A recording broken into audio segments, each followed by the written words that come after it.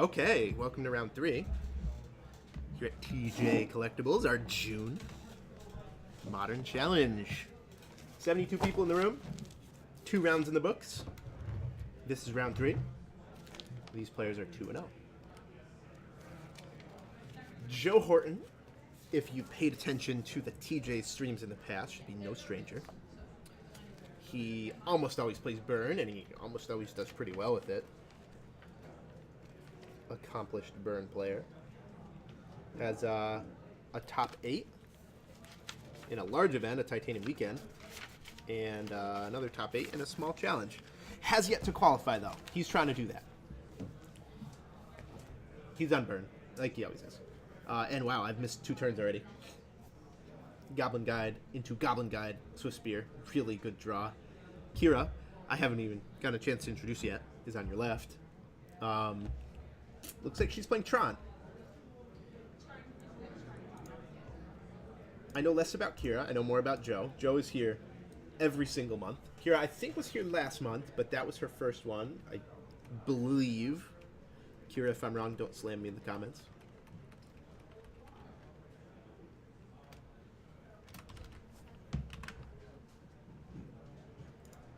Updating the decks for you now, guys. Burn versus Tron. And this is a sick draw from Joe. Look at this. Attack for an approximate million. She scoops up her 2 permanents. That's ridiculous. Wow. So Joseph Horton forces the scoop on turn 3. Maybe this is how he wins all the time. He just draws 3 creatures, all with haste and burn spells. But really, that's the problem. That's the problem with Burn. You don't have control over your draws, unlike a lot of decks in the field. And when you flood out, or when you draw the wrong mix of cards and spells, you have no countermeasure. There's no counterplay. We saw Ray Karkman last round in his mono red deck cast Tormenting Voice to filter. Joseph does not have that option. He just has to draw the right mix like he did that game. He definitely did that game.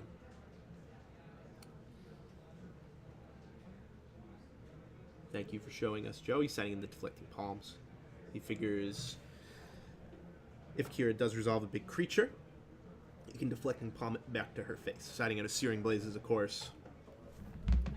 Siding out some other interactive cards that are not very good against Tron. Pulling up Kira's deck. She has no Collective Brutality, the most important card against Burn, because she's not playing black cards. She's playing instead a kind of a strange mix. This is interesting. She's playing green-white. She has the Ancient Stirrings that you usually see in green-white, but she doesn't have the main deck pass. She has them in the sideboard. Instead, she's playing things like Dot Knot Seer, a lot of Wormcoil Engines, then some one-ofs like a big old Emrakul, 15-man Emrakul, Crucible. Main deck Conduit of Ruin, that's interesting. Once her opponent's lands. Out of the board, she has Nature's Claims to gain some life for herself. She has Path to Exiles. She's not set up to fight Burn. She probably just says, okay, if I play against Burn, I'm going to lose. Unfortunate. Sometimes you have to do that in Modern.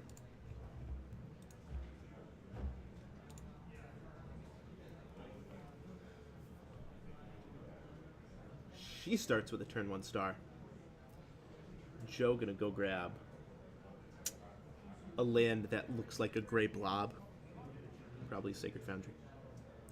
And he does it again. The Child Prodigy has turn 1 Goblin Guide, revealing Karn. Probably not what she wants to see here. Joe helping her out with the life totals. Playing fast with the life totals as he does in life. Quick. Star Cracks for green.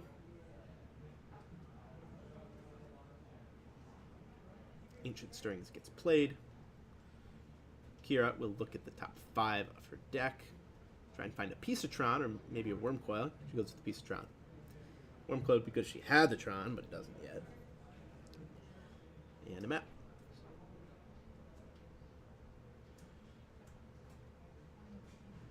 Joe, a land that's identical to Sacred Foundry from this angle.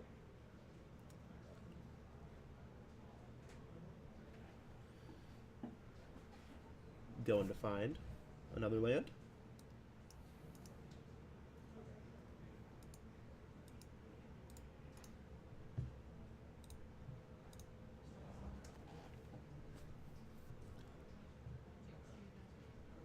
Two-mana Destructive Revelry, the map. Ouch. Never a good feeling when you don't get to play much Magic. Like Kira, not getting to play much Magic here. It's just a blistering draw. Goblin Guide plus Revelry puts her at 14 with only 2 permanents. She has a Wormcoil, but no Urza's Mine. Unfortunate.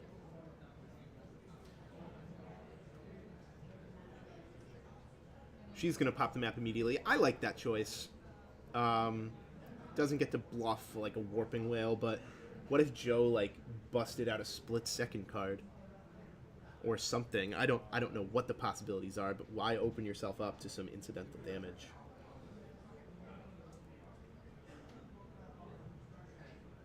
So she has Tron next turn.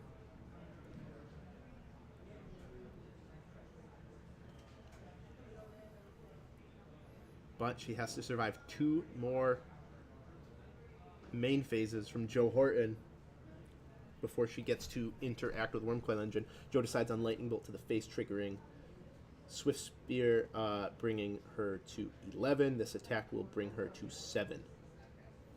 Very scary. Very scary situation. All Kira is going to be able to do here is slam Wormcoil and hope it's good. Joe absolutely used to changing his opponent's life total here. He's been featured a lot in the past few months.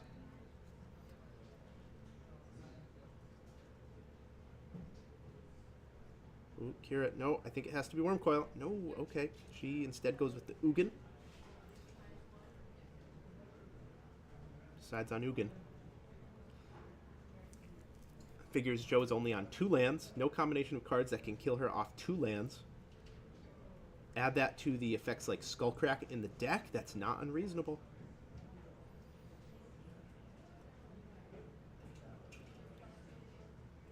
I probably would have gone for the Wormcoil, the more conservative route, but I would have gotten punished because Joe would have Skullcracked me.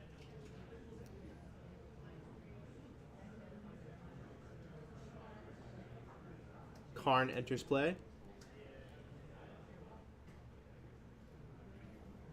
Not sure what Karn did. Looks like it exiled the land. Good choice. Joe cannot kill her with just 1 land. Oh, he drew an Inspiring Vantage. Does he have a Boros Charm? Does he have a Boros Charm?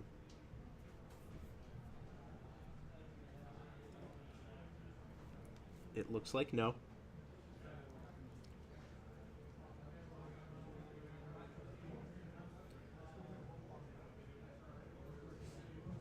Joe just needs to cast any 2 spells in the burn deck. Any 2 non-creature spells. This is tense.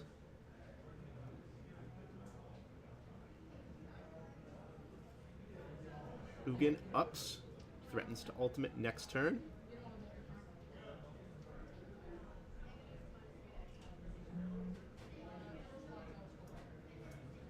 Karn's going to minus, take out another land. Kira is at 1. Any 1 spell from the burn deck.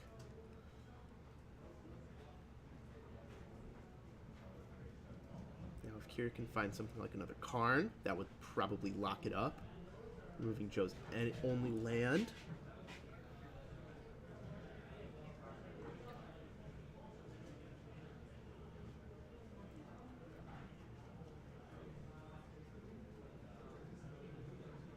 Magic Sphere is cracked. A useless land is drawn. Here we go. Oh, another Karn! Nice! Joe reduced to 0 permanents. Nothing he can draw. And there's the Boros Charm. How unfortunate.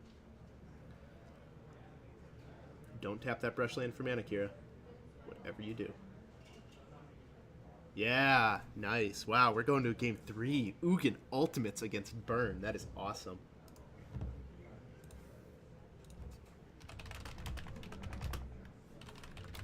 So Kira wins the game against one of her worst matchups on the play. Can she do it on the draw? That's the question. That is the hard part. Now, Joe had Goblin Guide both games. If he just has a draw that's like he doesn't have one of his 8 haste creatures, he only has a Grim Lavamancer or a turn 1 Lava Spike, things get a lot easier. But so far, he's batting 100 for Goblin Guide. Hell, Magic card Goblin Guide. Not so much of a drawback. On the play, Joe boarding back in some of his Eidolons. I like that. On the play, it might be able to catch like a couple Spheres and Ancient Stirrings, because she'll only have the chance to cast 1 spell before that. On the draw, though, she'll have already had the chance to cast 3 1-mana spells, maybe empty her hand of them. Knowing that the Eidolon is coming, I like that decision. I think that's heads-up sideboarding from Joe. He's played this burn deck a lot.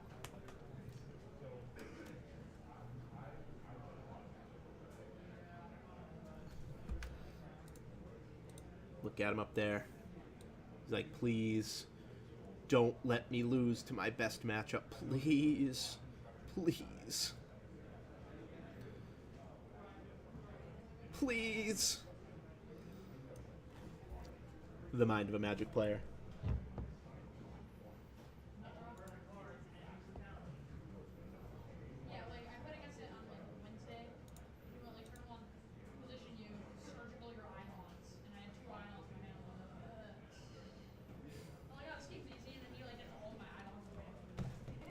Kira, probably just happy to be here. Her first feature match at TJ's. For Joe, this is old hand. For Kira, this is her first time in the booth. Or not in the booth, but on the felt. Pretty cool.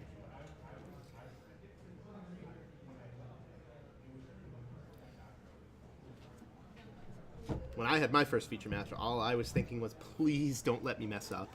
Please don't let me mess up. Don't do something stupid, Zach. Whatever you do, do not do something stupid.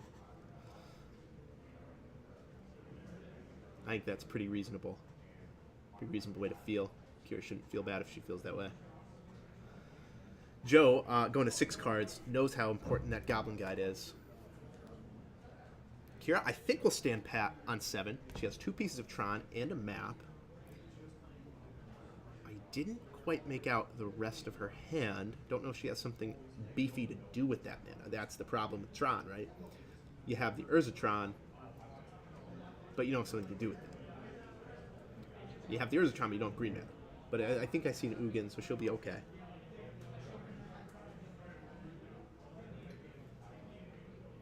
And look at this. Turn 1, good game. Turn 1, get got. Turn 1, Goblin Guide. That's how you do it. GG.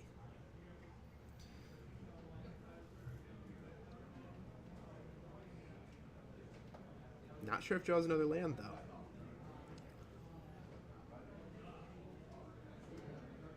Nope, no other land.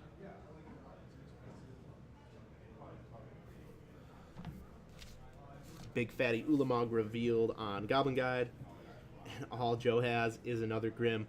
Kira has to breathe a sigh of relief here, because this means her map is not Revelried. This means that her Urza Tron will be online next turn. She'll have 7 mana next turn.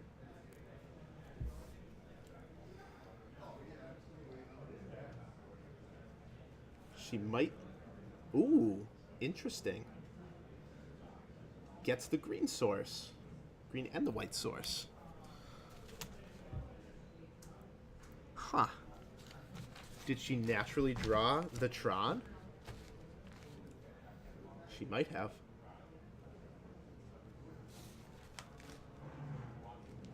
Also curious that she gets the green source that deals her damage. Yep, there's the brushland.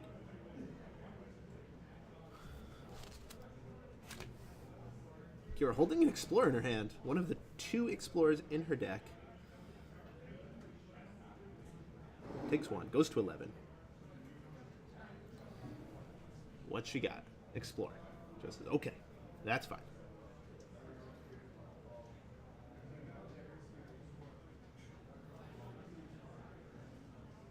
There's this tower.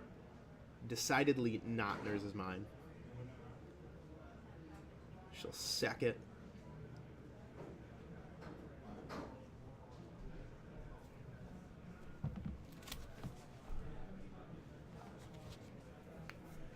What does she have to do with the mana? Looks like nothing. Joe still only on 1 land. Gobbling it triggers. Ooh, that's a good one. That's a Nurse's Mine. You see that glance at him like, oh, oh, oh. Is that good? Joe, is that good? Joe? Is 11 mana good, Joe? What do you think? What do you think with your 1 land? Is 11 mana good? What do you think? He shakes his head. Ugin, the Spirit Dragon, exiles all permanents that cost 1 or less. Ouch. Joe not trying dead, though. You have to think that he has 7 points of burn if he can just get 1 or 2 more lands. Oh, Riftbolt suspends. A land off the top would represent lethal damage.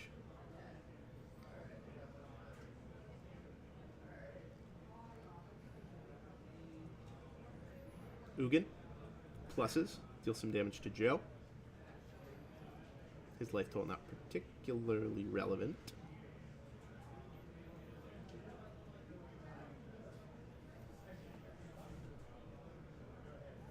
Kira Hazelwood looking to take it home against her worst matchup. She's in the tank. She's thinking, how can I lose? What line of play leaves him with no outs? If you're any kind of a Magic player in this situation, that's what you should be thinking. What can I do to leave him with no outs? She decides on Ulamog, the Ceaseless Hunger. That will trigger Sanctum of Ugin. That will exile Joe's only land.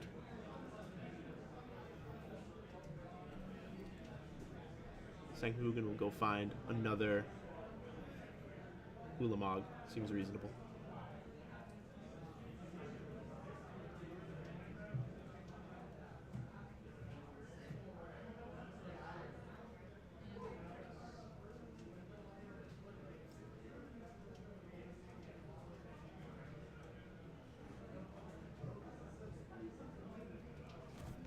Sanctum of Ugin puts it on top of the deck, I believe. Oh, my bad. For some reason I think it put it on top of the deck. It does go right to her hand. Pretty sweet Magic card. Kira's at 4, but is 1 attack phase away. 1 turn away from ultimating Ugin at Joe's face. Joe somehow has to come up with 4 damage right now.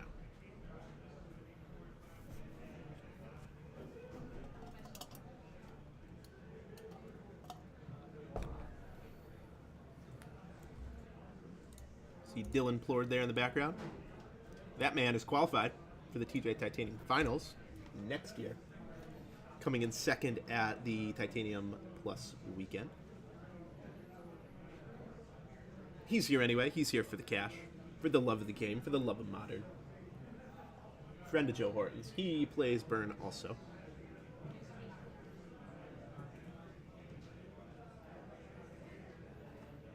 Like the players figured out the life totals.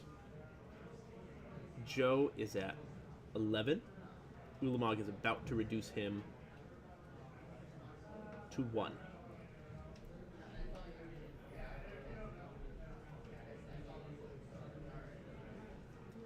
And I think Kira has the kill. If she can find it, can she play... Ooh, no.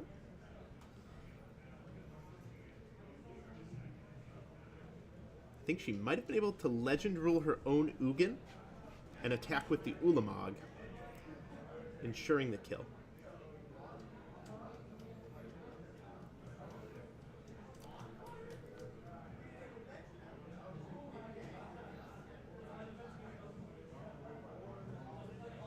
Instead, I think she's giving Joe another turn.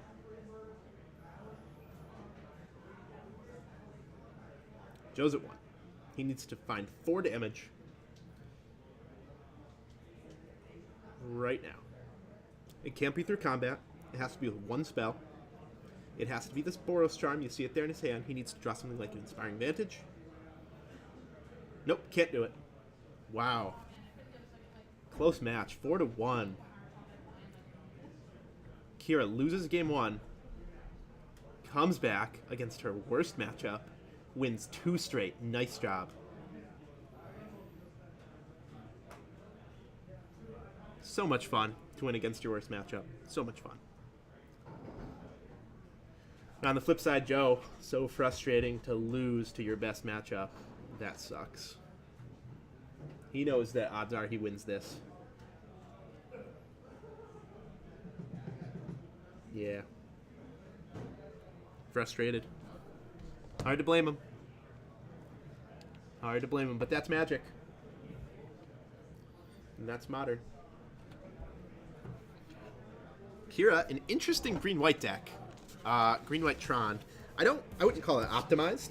It's clearly of her own tuning and shaping. It's definitely not standard to play an Emrakul. The Aeon's Torn.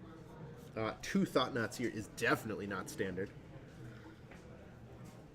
But hey, that's the cool thing about Modern. You can bring your own deck. You tune your own deck. It's not like a standard format where, yeah, if you don't play this version of Aetherworks Marvel, you're probably going to lose. It's Modern. And I notice her deck name is Shoddy Tron. I love it. I love it. If I were you, Kira, though, I would add a green-white source that doesn't deal you damage when you tap it for mana. Good match. Congratulations. She's 3-0.